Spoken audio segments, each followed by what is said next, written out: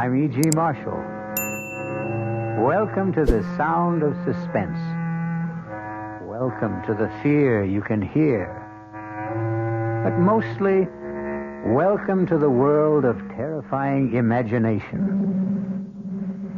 The story you're about to hear is a love story. But a love story which begins at the point where many love stories end. It begins after the wedding march has been played, after the vows of love and fidelity exchanged. It begins on the honeymoon in a strange and terrifying fashion. Don't come near me. Stay away from me, Dan. Susan, are you out of your head? I saw her picture. Do you hear me? I found her picture on our honeymoon.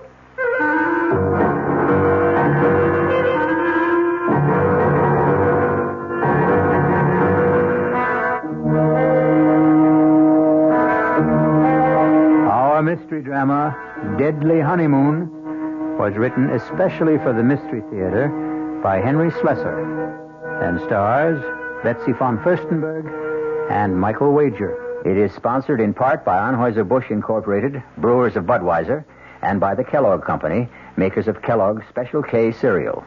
I'll return shortly with Act One. There's nothing wrong with drinking Budweiser sip by sip, is there? Well, the brewers of Budweiser think there's a better way.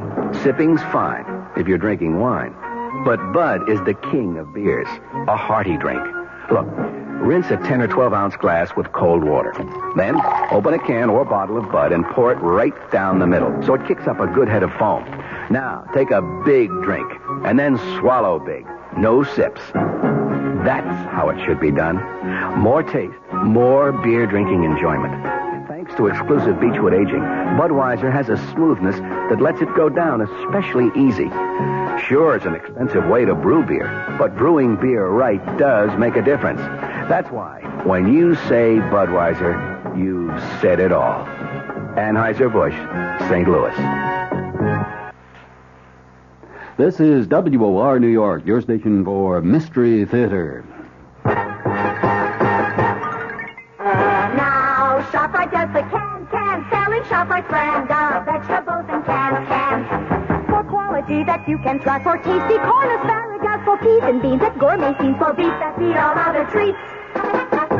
The only vegetables that can compare at all with ShopRite brand of vegetables you feed yourself instead of picking off our shelf. Now's the time to shop at ShopRite Can Blast. Now's the time to stock up while the values last. Stock up on ShopRite soda. 10 12-ounce cans for 79 cents. Potatoes that will make the meal, and carrots that have big appeal. A succotash that makes a splash. Spinach that won't finish last. Now's the time to ask yourself, so why pay more? Now's the time to shop right now at ShopRite stores.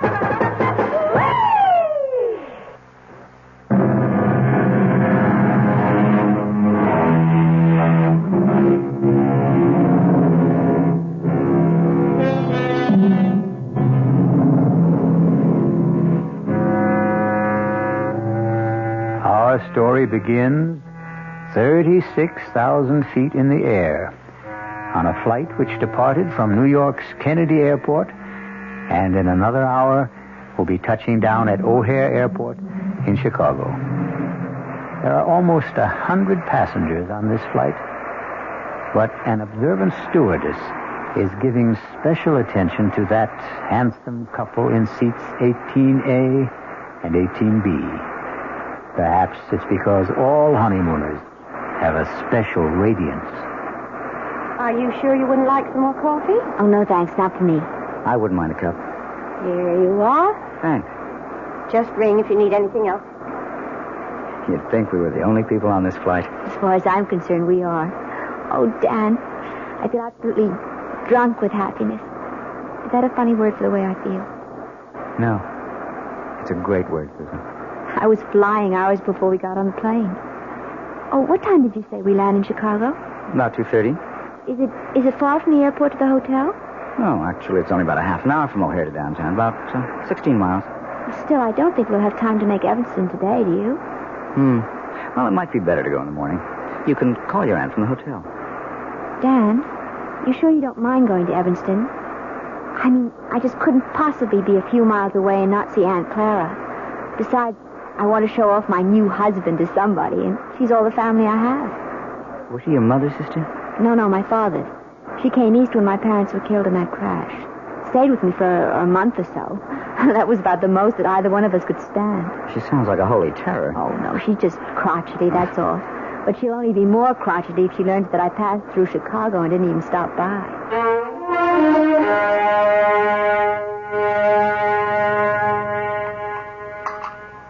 Well, and what kind of work are you in, Mr. Carey? Well, right now, we like to say we're management consultants, Mrs. Rowland. But we also do quite a bit of executive recruitment. I don't understand a word of that. Dan helps corporations find the right people for important jobs, Aunt Clara. His firm is the biggest in the field. Isn't it, Dan? Well, it's always hard to measure business like ours. But it has offices everywhere, doesn't it? In most of the major cities, yes. And now Dan is going to take over the branch in San Francisco. He's going to manage the entire thing. Is that some kind of a promotion? Oh, of course it is. I asked the gentleman, Susan. Speak when you're spoken to. Oh, sorry. Yes, Mrs. Rowland, it is a promotion. Truth is, it's a job that everyone in my office has been after. Oh, it's just worked out so beautifully for us. I mean, Dan having to move to San Francisco. We're sort of combining a business trip with a cross-country honeymoon. And where do you go from here? Well, we're planning to stay 2 days in Chicago, and then we're going to Dallas. We're going to cross the Rio Grande into Mexico. I know a great little hotel in Monterey. Then we're going to Las Vegas. To gamble, I suppose? Well, it's no fun going to Las Vegas if you don't gamble a little. Your father never gambled for so much as a dime, Susan. That wasn't the way he made his fortune. Well, I promised not to bankrupt the family, Aunt Clara. Anyway, we're just staying in Las Vegas overnight, and then going to Los Angeles. 3 days later, I report to work. Thoroughly exhausted, of course. Well, that's your idea of a honeymoon. I hope you enjoy it. Susan, I suppose lunch is almost ready. You want to help me bring it out?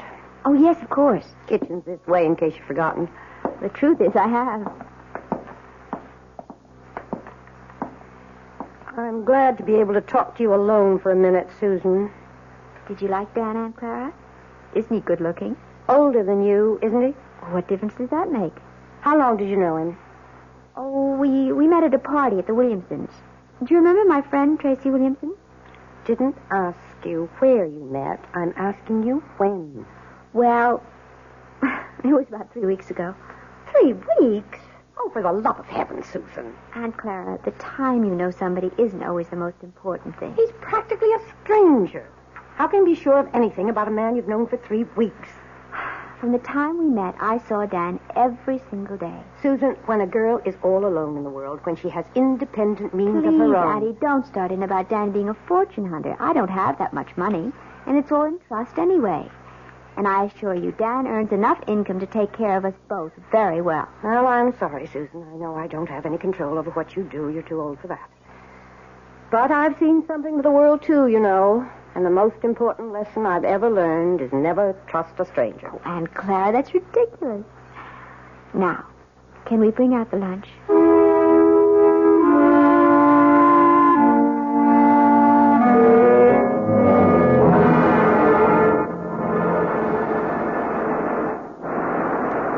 I don't know. I just have the feeling that Chicago wasn't all you expected it to be. Well, we weren't there very long, Dan. And don't forget, we spent half the time with your business associates. Oh, honey, I am sorry about that. I suppose I never should have called Bill Kincaid to say we're in town. Should have known he'd insist on getting together. Oh, it wasn't that bad. I just didn't know what he was talking about half the time. All those office politics. Yes. Well, Bill loves to gossip. But you can see what I mean about the San Francisco job. Everybody in the company wanted it. They'll never get over resenting me for being picked. But I am sorry if you were bored. It's all right, Dan, really. After all, I inflicted Aunt Clara on you. She was okay. Well, I know you didn't find her very friendly. Well, why should she be? I think she's a very protective type. Anybody you married would get her jaundiced eye. Yes, I suppose that's true enough. Dan, how long did you know Terry Williamson? Who? Terry, my ex-roommate. We met each other at her house. Or have you forgotten that already? Tell you the truth, darling, I didn't know whose house I was at that night. Oh, so Terry wasn't the one who invited you? No.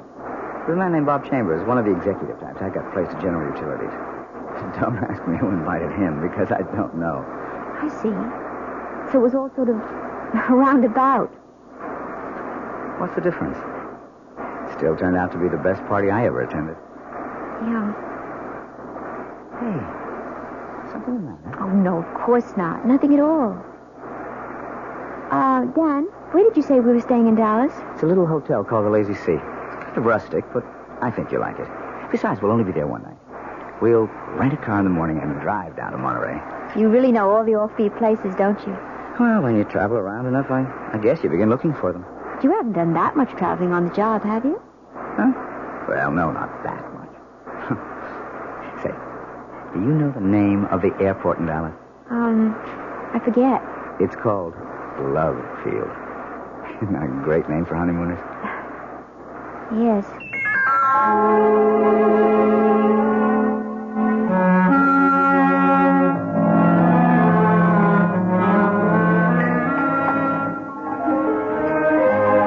Hi, Susan. Oh, there you are. I was starting to worry. No, I had a little trouble with the phone lines back to New York, but I got through okay. Everything all right? Yeah, sure, everything's fine. Hey, you look a little strange, though. Oh, no, I'm all right. I had a drink while I was waiting for you. Say, you better watch that tequila. It sneaks up on you like a bandito. Actually, something sort of funny happened. What do you mean? Dan, when we were in Chicago in that restaurant, I forget the name of it. The place we went to with Bill? Yes, when you and your friend were talking about all the office politics back in New York, I saw this man looking at us. What man? Well, he was at the bar. I'm not even sure why I noticed him. He was wearing this plaid raincoat. I remember wondering if it had started to rain. I guess you were just bored with all our talk. Anyway, I saw him turn to look at us. Probably to look at you. Can't blame him for that. The funny thing is, as soon as you turned around, he got up very quickly and left. Susan, I don't remember seeing anyone in a plaid raincoat. And I'm afraid I don't see anything unusual about it. Well, I guess I didn't either. I probably wouldn't have given it another thought, but I think I saw that same man here again today. In Monterey? Oh, you're kidding. I can't swear it was him. I didn't get a good look at his face the first time. All I really noticed was the coat. And you saw the coat again? Is that it? Yes. He was carrying it over his arm. Oh, darling. You know the story about the airport truck? Airport truck? No. Well, this guy on a plane looks out the window and sees one of those little red airport trucks. You know, fueling the plane, bringing food aboard, something like that. Anyway, the plane takes off from New York and lands in Chicago. Another little red truck comes out to meet it. The guy next to him says, "Hey, we made good time, didn't we?" And he says, "Yeah, but that little red truck really made time." Well, I can see that I didn't marry a great audience. Oh, I'm sorry, Dan. It's just, it bothered me a little. Oh, forget it. And speaking of airports, next up, the City of Angels.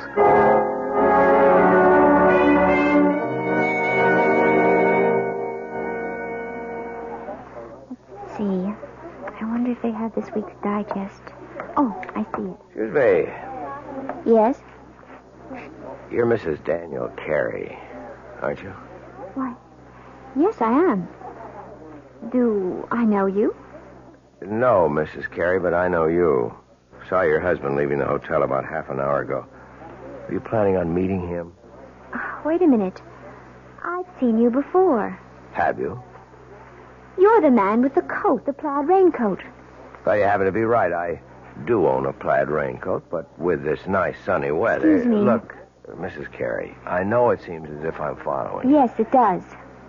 Well, okay, it's true. But I've had a reason. Such as?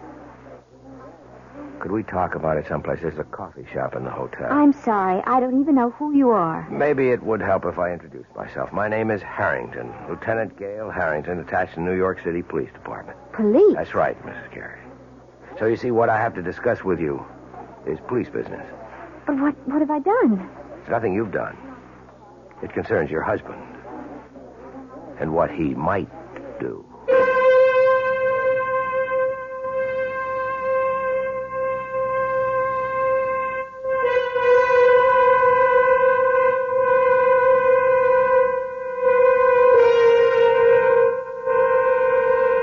It looks like Dan and Susan Carey's honeymoon is in for a surprise. Or perhaps more than one. Maybe Susan will soon wonder if her Aunt Clara wasn't right about a number of things, including her cynical advice about trusting no strangers. We'll find out about the new stranger in Susan's life when I return shortly with Act 2. And now another tale of the ball and chain. At Kellogg's Special K Presents Last Tango in Pittsburgh. There I was at Raoul's All Right Tango Lounge. My little orchid, will you tango with me? It was Raoul.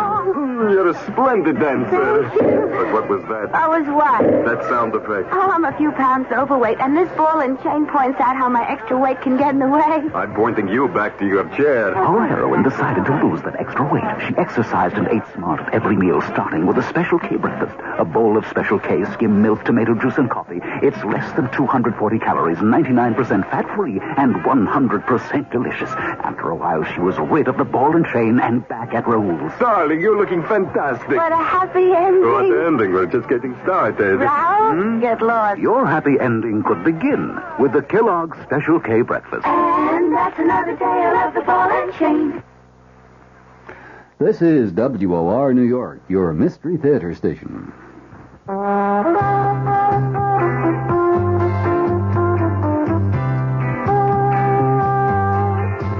No matter what you're saving for, that's what Suburban Savings for Suburban. Suburban Savings offers you a regular savings account with flexibility. You can add any amount to your account whenever you wish. Withdraw whenever you want. Suburban Savings pays a 5.25% annual interest rate on regular savings paid quarterly, which earns an annual effective yield of 5.47%. Interest is compounded continuously from day of deposit to day of withdrawal, as long as $50 is maintained in the account to the end of the quarter. Come into Suburban Savings and open an account with flexibility. Our regular savings account in New Jersey at Bayonne, Edgewater, Elmwood Park, Emerson, Hackettstown, Morris Plains, Nutley, Paramus, and Sparta.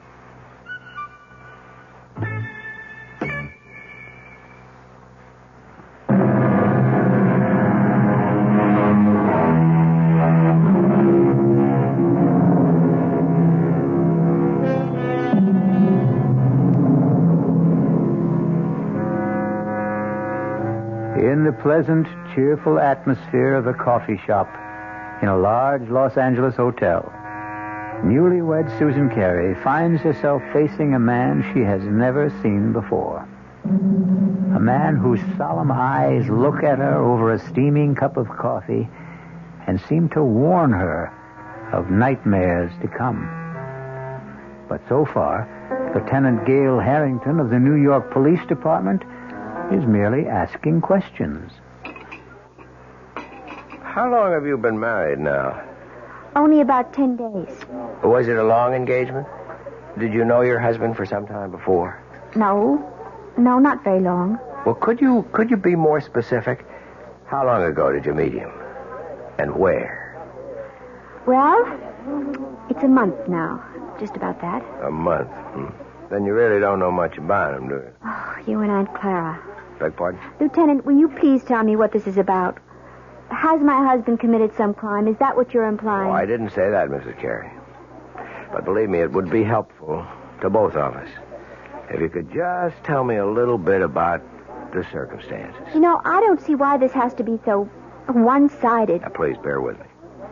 All right. I met Dan at a party at a friend's house about a month ago. We talked a lot. We liked each other.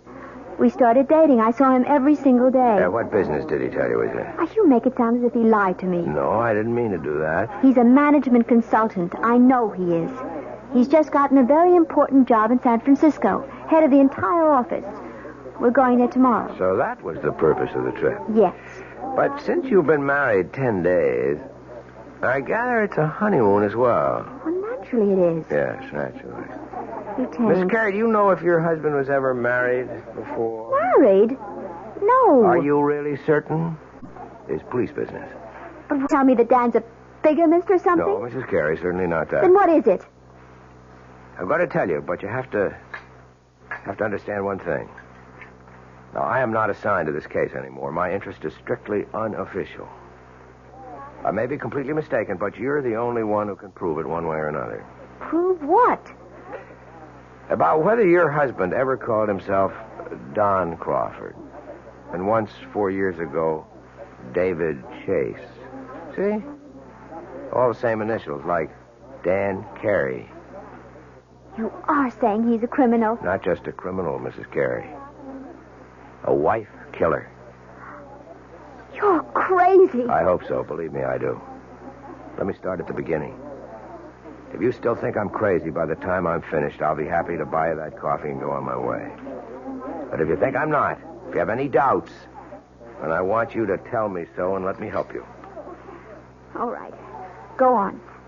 I know you're wrong, but go on. I first heard of Don Crawford back in 1965 when I was attached to the homicide detail in the Los Angeles PD. Mrs. Crawford was the former Edith Burbank. She was the youngest daughter of a wealthy family in Baltimore. Only when I saw her, she was never going to enjoy her money anymore. She was dead. Her throat had been cut by one of those, quote, mysterious intruders, unquote, that the papers like to write about. Her husband, Don, was broken-hearted, naturally. They'd only been married 4 weeks. But her death also made him some money. Not a fortune, really. There was a mix-up about her will, and he ended up with nothing but a handsome payoff from the family. Mrs. Carey, you okay? I can't believe I'm sitting here listening to this. I won't be long, I promise. Anyway, I was assigned to the Crawford case, and I didn't exactly cover myself with glory. You mean you never found the mysterious intruder? That's right. So naturally, you decided that maybe there wasn't any. Let me go on, Mrs. Carey, okay? Yes, go on. Anyway, I ran into a similar case about 4 years ago. The murder of a young bride, fresh from her honeymoon. A broken-hearted groom named David Chase. I thought Chase and Crawford were one and the same man. But I couldn't convince the district attorney of the resemblance. But I am still convinced, Mrs. Carey. And you think Dan is the same person? Oh, he's changed again, of course. His hair is lighter than Chase's. He's thinner and paler. But there's something about the face I can't forget. And even if it's true, you still have no proof. Is that it? You couldn't solve your case, so you're holding on to your first solution. Wait, Mrs. Carey. Let me tell you why I was so sure that Crawford and Chase were the same man. It was because of the honeymoon. What? It's my theory that their honeymoons were identical. A compulsive honeymoon, you might say. That is ridiculous. Criminals are like that. Creatures of habit, most of them. Afraid to change a pattern, maybe for fear that their luck will change with it. What do you mean by it? I stumbled on the coincidence accidentally. But as far as I could trace it, Don Crawford and David Chase took their brides to the same places. They did the same things. And I knew that if I ever saw that pattern duplicated, I would have my killer. I hope I'm wrong, Mrs. Carey. But you are the only one who can tell me. And my first question is this. Was your first stop Chicago? Yes. Yes, of course it was. And you knew that. That's where we first saw you, in Chicago, in that restaurant. Okay. I just wanted to make sure. You can't possibly make something out of that. Dan wanted to see people in the Chicago office, and I thought it would be nice to visit my aunt in Evanston. She's my family. Was your next stop after Chicago in Texas? Yes. We went to Dallas. Dallas is a wonderful place to visit, Lieutenant. I don't see anything so peculiar about that. Both Chase and Crawford went to Dallas. They chose offbeat hotels. I guess they didn't care to be seen very much. Where did you stay in Dallas? It was a perfectly nice hotel. I don't think you could describe it as offbeat. All right. And then the next stop would be Monterey. You knew we were in Monterey because that's where I saw you the second time. By that time, Mrs. Carey, I'd made up my mind to follow you. Are you saying that these supposed white killers you're talking about also went to Monterey? Yes, they did. And from Monterey to Las Vegas. Well, Then you're wrong, Lieutenant. You're completely wrong. You mean you didn't go to Vegas? No. So there goes your famous theory, doesn't it? Well, I admit I'm We surprised. changed our mind about Vegas. We decided that we might be too tempted to gamble away all the money we had for the trip. Ah, so you did have it on the schedule. Well, yes. Yes, we did, but we didn't go. You really think that changes the pattern? The fact that you didn't go? Oh, please, I can't stand any more of this. I don't want to hear any more of it. Mrs. Carey, Edith Burbank was killed in Los Angeles, in her hotel room. This hotel. I'm leaving. I'm leaving Mrs. right Carey, now. wait. You're wrong. You've got Dan mixed up with someone else. Let me finish, please. Just one more moment. Please, no, please let me go.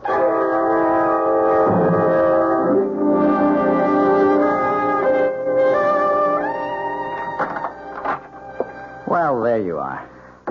Oh. I didn't realize that you were back already. Yeah, I told you I wouldn't be gone more than half an hour. I thought you'd be in the room. I went downstairs to get a magazine. Didn't they have any? Well, I guess I forgot to buy one. I got to looking in the windows of the dress shops, and I forgot my original purpose completely. Susan, are you okay? Of course. Why do you ask? I don't know. You've got that funny look in your eyes again. Have I? Doesn't matter. They're still the two most beautiful eyes in the world. Hey, what is this? Don't tell me the honeymoon's over so soon. Why do you say that? That was like kissing a snowman. I guess I just don't feel like myself today. I think maybe all this traveling has worn me down a little. Oh, I'm sorry. Well, we don't have much further to go. Just one more plane trip to San Francisco. Yes. Look, maybe you'd rather not go out tonight. Maybe you ought to stay in, order some dinner in the room. I don't mind. But you wanted to go to that restaurant, the one you told me about.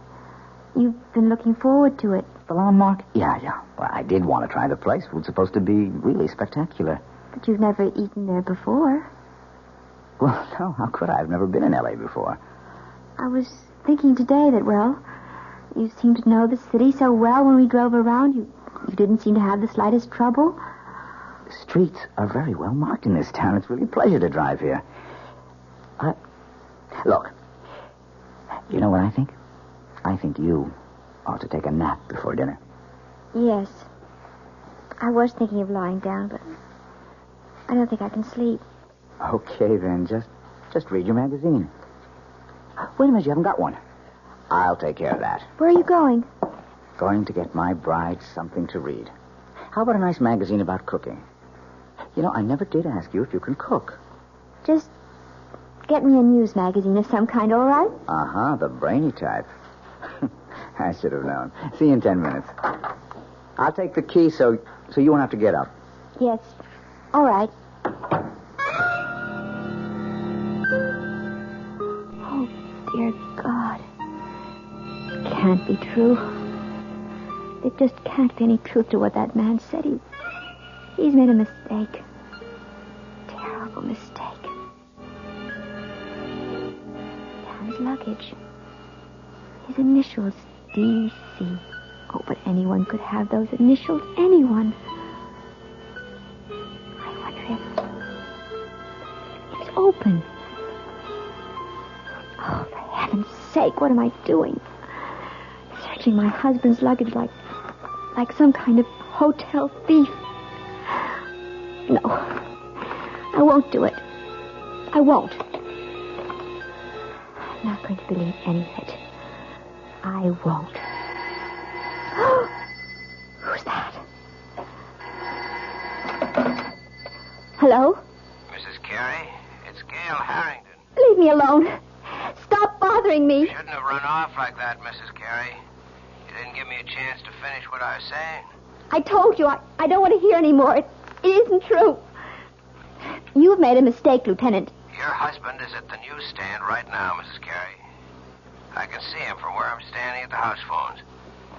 And the more I look at him, the more sure I am that I'm right. No, you're wrong. I want you to hear the rest of the story about Crawford and David Chase and what they did on their honeymoon. Maybe what I told you before didn't convince you, but if you heard a few more things... I'm going to hang up, Lieutenant, right now. I wanted you to know where Don Crawford took his wife the night she was murdered in a room. He took her to a restaurant called The Landmark. You ever hear of it? Mrs. Carey? Hey, are you listening? No. No, I'm not listening. I won't listen.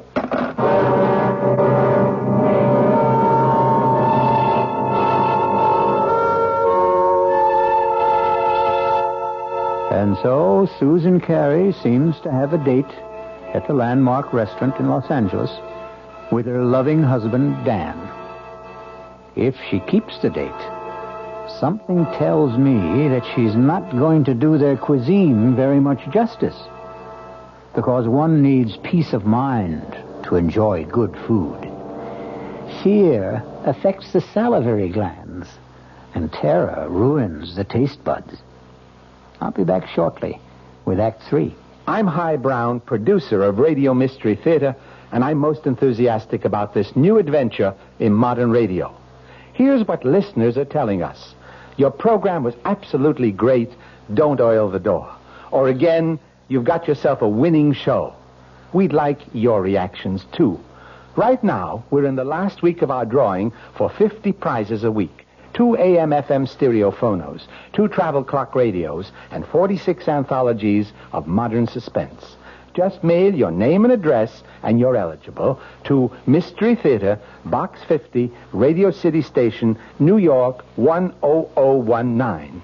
That's Box 50, Radio City Station, New York, 10019.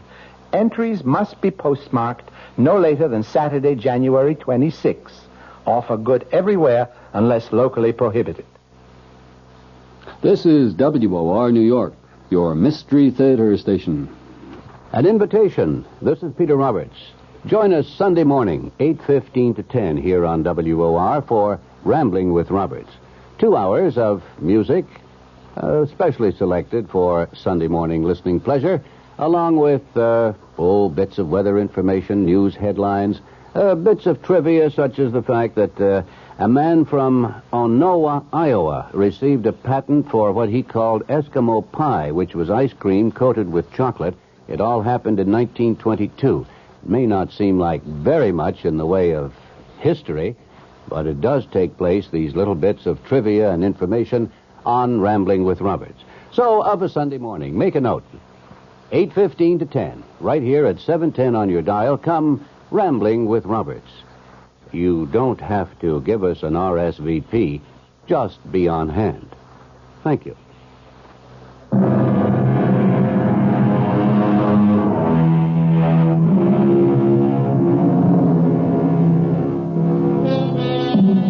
Well, what have we here? A quiet meal for two at the Landmark restaurant? No. We seem to be in a hotel room. The same room in which we last saw our honeymooning couple, Susan and Dan Carey. Obviously, there's been a change of plan. Room service has provided the meal for the two lovers this evening. Can it be that Susan Carey has decided that if there is a pattern, it must be broken? Have some more wine, honey? No. I really don't think I want any. Hey, come on. You know what this bottle cost? You shouldn't have been so extravagant. Uh-oh. That sounds more like a wife than a bride. Well, $18 is an awful lot for a wine, Dan. Especially when I really can't drink that much of it. I just wanted to make up... Well, never mind. You mean for not taking me to the Landmark? No, it doesn't really matter. I told you, it's fun to eat in the room. It's very elegant. I'm sure you were disappointed at... No, I really wasn't. Look, we're not going to be very far from Los Angeles. We'll probably fly down from San Francisco a few times a year. There are dozens of wonderful restaurants in San Francisco, too, aren't there? So they tell me. I'll ask the guys at the office for recommendations. I think this food is quite good, don't you? Yeah, sure. It's fine. Tastes even better with the wine. Well, all right. I'll have some more, I guess. That a girl. Now, look, I'm not trying to get you drunk, you understand, so I can take advantage of you. Although, come to think of it... Dan, oh, don't. You almost knocked the table over. Sorry, I guess I got a little carried away. You look very delectable in that robe. Oh, did you really like it? Irresistible. I didn't take much of a wardrobe with me. You said you were going to buy clothes in San Francisco. Yes, if I can find out where to go, I'll take you down to Union Square. I hear that's the place. Oh, I have told you about the weekend, haven't I? No. What about it? Well, I thought we'd get our first look at the town by taking one of those Circle Line cruises. Is that okay with you? Oh, yes, that sounds lovely. I love to see places by water. And if we can squeeze it in, we might go picnicking in Golden Gate Park. They've got this Japanese tea garden. It's supposed to be very nice. Yes. All sounds wonderful, Dan.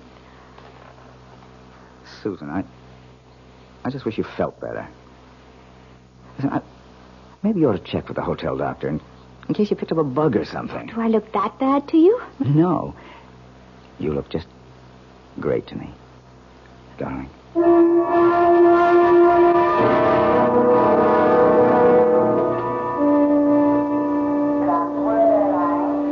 Yeah, I think that'd be a good idea, honey. Reserve the car ahead of time. Then we can pick it up right away in San Francisco. Whatever you think, Dan. You wait right here. I'll go over to the counter. It's all right.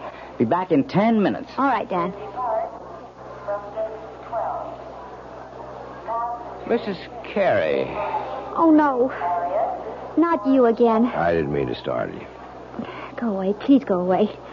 I don't want to see you anymore or hear anything you have to say. Now, I know that I seem to be persecuting you or something. As you can see, Lieutenant, I am in perfectly good health. I was not murdered in my sleep in that hotel room. Look, Mrs. Carey, I've only got a few minutes before your husband gets back. I just wanted to finish my story about this other guy, this David Chase. I don't care if you are a policeman. I'll call someone and have you arrested for bothering me. David Chase's wife didn't get killed in Los Angeles. She died in San Francisco. Where? In a hotel room? No, not there. But they stayed at the San Remo. Is that where you're staying? Yes, but millions of people do. No, there wasn't any mysterious intruder this time. In fact, Mrs. Chase's death was listed officially as an accident. She had a little too much to drink at dinner, and her feet got tangled up on top of a very steep hill. The fall broke her neck. It was her very first day in San Francisco.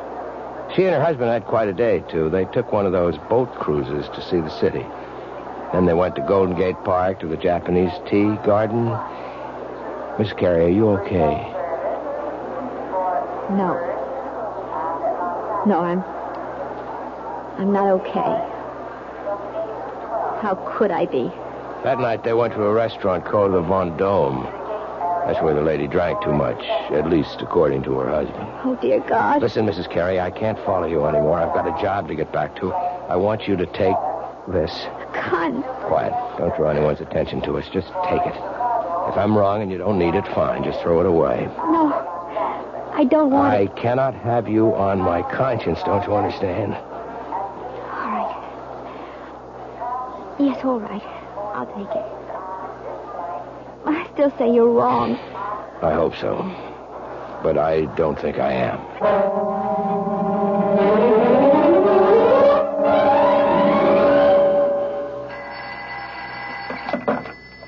Hello? Mrs. Carey? Yes? This is the message desk. Your husband left a message here for you at 4 o'clock. Oh, I've been out until now. Would you like me to read it to you? Yes, please. It says, we'll be at the office until 6. Should be there no later than 6:30. Love, Dan. Oh, yes. Thank you very much. Welcome. Bye. Bye. $6:30. 6:20 now. Oh, God. Why do I keep staring at his luggage? Why can't I just forget about it? No. It isn't dishonest. It's just something I have to do. No, nothing in this one but clothing. This one has papers and things. All his documents. Birth certificate. Honorable discharge. U.S. Navy. Daniel Eldon Carey. That is his name. It is. That man Harrington was wrong. Doesn't this mean he was wrong? Or does it just mean that... No. I'm not going to start thinking that way. These look like photographs. Maybe it's family. Oh, no, wait. This picture is signed. Such a pretty girl. To Dan. All my love forever, Edith. Edith. What was the name he said? That policeman, what was the name that man's wife was? Wasn't it Edith? Oh, no. Who is it? It's me, honey.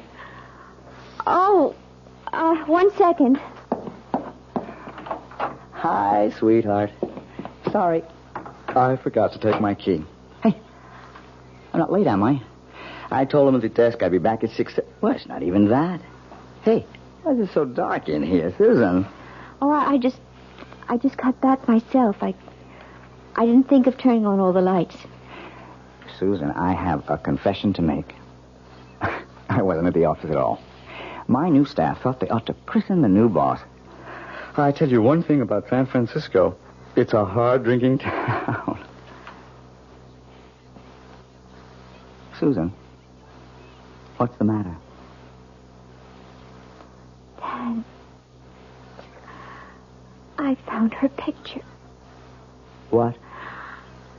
I found her picture. Your first wife's. What are you talking about? I was never married. Then what's her picture doing in your luggage? Hey, what's going on here? You must be drunker Look than I am. near me. Stay away from me, Dan. Susan, are you out of your head? I saw her picture. Do you hear me? I found her picture. On our honeymoon. Now, wait a minute. Do you mean Edith? I know all about her. Yes, and about the other one. She drank too much, too, didn't she? She was drunk, too. Now, look, will you calm down? Is that what you were planning to do tonight? Get me drunk? At the restaurant? You were going to take me out to dinner tonight, weren't you? Of course I was. I asked one of the guys at the... Well, I can tell you the restaurant he picked. Do you want me to tell you the name of the restaurant, Dan? It's the Von Dome, isn't it? What? Well, yes. I mean, it is. How did you know that? Because I know it all. I know everything. Oh! No, don't come here. I'll call the police. Susan, look. I don't know what the trouble is, but you've got to be sick. You need help. No, don't come any closer. You've been acting funny ever since we left Chicago. I'm warning you. Look. My God. I've got a gun. Susan, put that down. I'm not going to end up like them. Give me that thing, Susan. Don't. Oh, don't, Dan, please. Susan. I don't want to shoot you.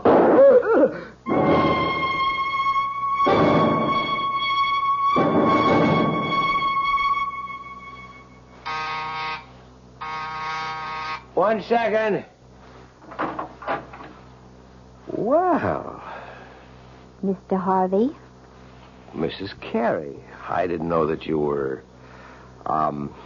Look, let me just get a shirt on. I was just shaving. I'm sure you're surprised to see me, aren't you?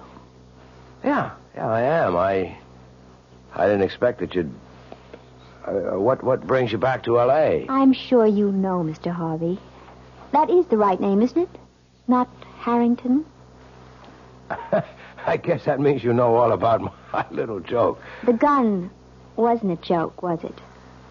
The gun was real. Now, look, I can tell you're upset, but I didn't mean any harm. I mean, I like Dan. I really do. You despised my husband, Mr. Harvey. Why don't you admit it? You hated the fact that he got the job you wanted in San Francisco. And all you got was an assistant manager's job in Chicago. You are wrong. I just thought it'd be a good gag, a good joke on Danny boy. Yes. I've heard about your reputation. The great practical joker. You thought of a great one this time. Yeah, but that's all it was. You gave Dan the itinerary for our honeymoon trip. You were just being helpful, of course.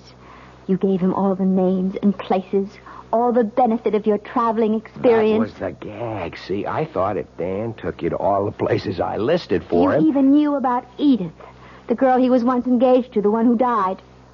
She became his murder victim in your little fantasy. What did you think would happen, Mr. Harvey? Did I get frightened enough to kill Dan so that you might get the job he took away from you? Listen, is Dan all right? I thought you might want this back, Mr. Harvey. Your gun. Oh, now, wait a minute. Don't do anything stupid. Oh, you don't have to worry. I found out that I'm a terrible shot. That Dan's alive? See for yourself. Hello, Marty. Dan! Thank heavens you're okay. Look, Dan, I didn't mean for anything serious to happen. See the bandage, Marty?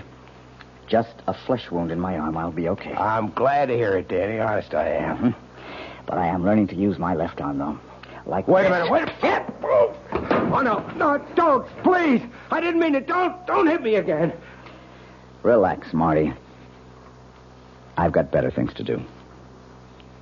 I've got a honeymoon to finish. Although with any luck, it'll never end.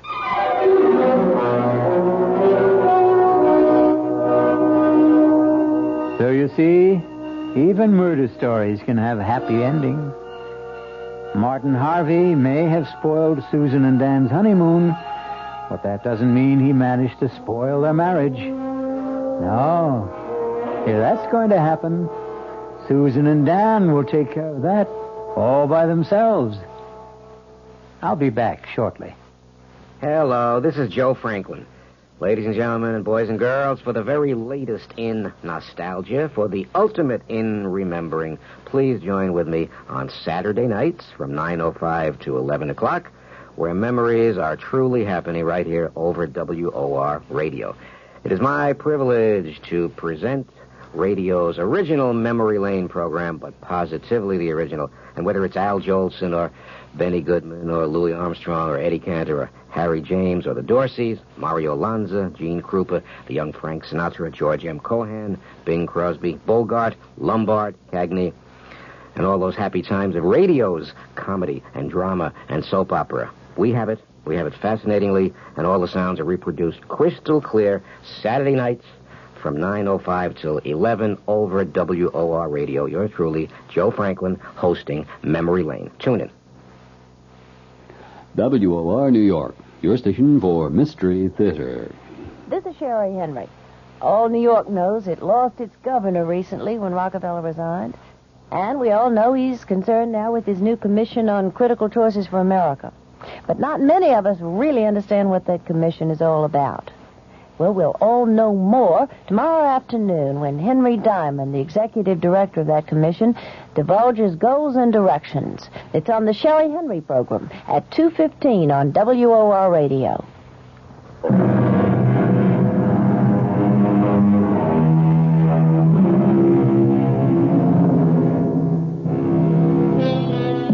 A purist might claim that the story you have just heard isn't a murder story, since no one was actually killed. The murders which took place were all in the imagination of Martin Harvey, who passed them on to the mind of Susan Carey. But it's a good demonstration of the point we've tried to make all along, that the most terrifying crimes can happen within the theater of the mind. Our cast included Betsy von Furstenberg, Michael Wager, Elspeth Eric, and Mason Adams. The entire production was under the direction of Hyman Brown. Now, a preview of our next tale. What are you thinking about, child? The day you said it was bad luck for us to see each other before the wedding. Nobody believes those old wives' tales. Nobody believes so many things that are outside the ordinary. Did you see Michael's body after? Don't talk about that, lass. I knew they said the horse trampled him. I asked Dr. Ferguson about the hooves, and he wouldn't tell me. You'd tell me, wouldn't you, Jeannie? Oh, tell you what? Were they like horseshoes, or were they cleft in two? Were they cloven hooves? In the name of God, what are you saying? I'm not speaking of God. I'm speaking of the devil. This is E.G. Marshall inviting you to return to our Mystery Theater for another adventure in the macabre. Until next time, pleasant dreams.